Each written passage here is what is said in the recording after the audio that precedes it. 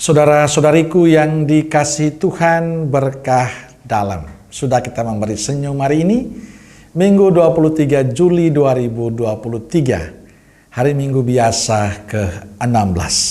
Dan sekaligus gereja merayakan hari Minggu kakek nenek.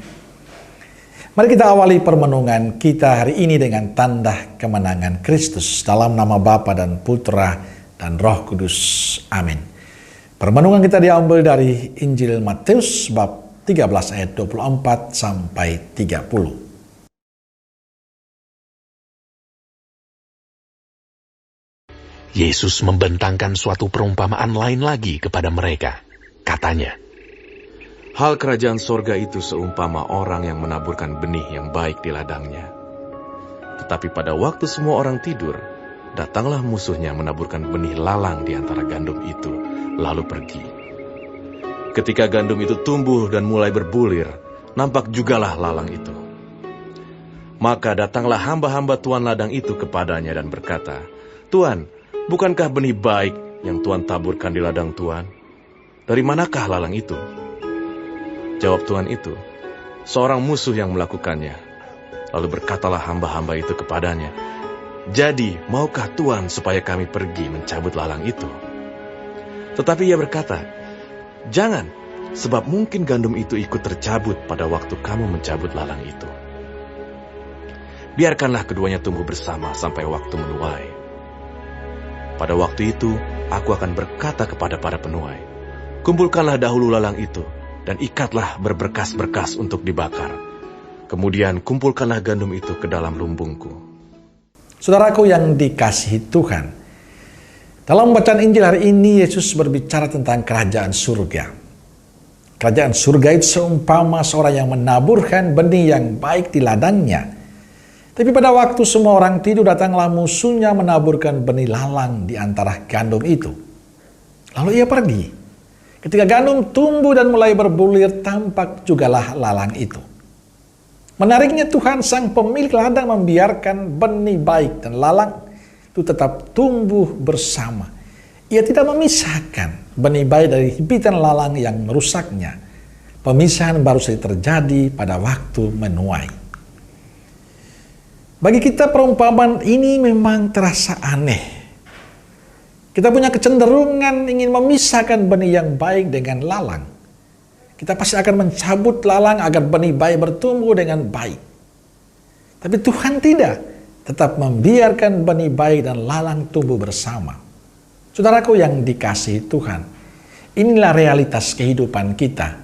Bahwa di tengah kehidupan kita ada orang baik dan ada orang yang tidak baik. Semua tinggal bersama. Pertanyaannya, apakah orang bisa bertahan dalam kehidupan yang dihimpit oleh hal-hal yang tidak baik? Ini tantangan yang besar bagi kita sebagai murid Kristus. Apa kita bisa bertumbuh dengan subur di tengah lalang itu? Seberapa kuatkah orang menahan himpitan lalang-lalang itu? Sebagai seorang murid Yesus yang diajak, yang diwarisi oleh kehidupan Yesus, yang hidup jujur, benar, adil, baik, mau melayani, apa kita kuat hidup di tengah lalang ketidakbaikan? Apakah prinsip, nilai-nilai kebaikan Yesus bisa kita pertahankan? Atau orang mati terhimpit atau memilih menjadi lalang itu sendiri? Saudaraku yang dikasihi Tuhan, kita akan tetap hidup bersama dengan lalang-lalang itu. Hanya ada dua pilihan, menjadi bagian dari lalang itu, terhimpit mati, atau menjadi lalang itu sendiri. Ataukah kita tetap menjadi benih-benih baik yang tumbuh dengan subur dan menghasilkan buah kebaikan kebenaran di tengah lalang itu? Tentu diharapkan kita tetap menjadi pribadi yang kokoh, pribadi yang kuat dalam bahkan menjadi garam dan terang di tengah-tengah ketidakbenaran. Kita mampu menjadikan yang tidak baik menjadi baik, yang tidak benar menjadi benar, yang curang menjadi adil, yang ingin dilayani menjadi mau melayani. Supaya kita tetap menjadi benih yang baik, kuncinya sederhana. Datang dan menyatu dengan Yesus. Maka saya berharap semua kita tetap selalu dekat dengan Yesus, supaya nilai-nilai iman kita mampu kita wujudkan dalam kehidupan kita. Hari ini gereja merayakan hari kakek nenek. Saya merasakan bahwa inilah kesempatan yang perlu kita bangun terus-menerus. Banyak kakek nenek kita yang begitu setia mewartakan kebenaran, kebaikan Tuhan kepada kita. Dan semoga semangat mereka yang begitu setia mencintai Kristus sampai tua juga menjadi semangat kita untuk mewariskan kebaikan-kebaikan itu, menghidupi kebaikan-kebaikan Yesus di tengah-tengah lalang yang begitu tumbuh dengan suburnya, agar kita mampu menjadi benih yang subur yang menghasilkan buah kebaikan bagi banyak orang. Amin.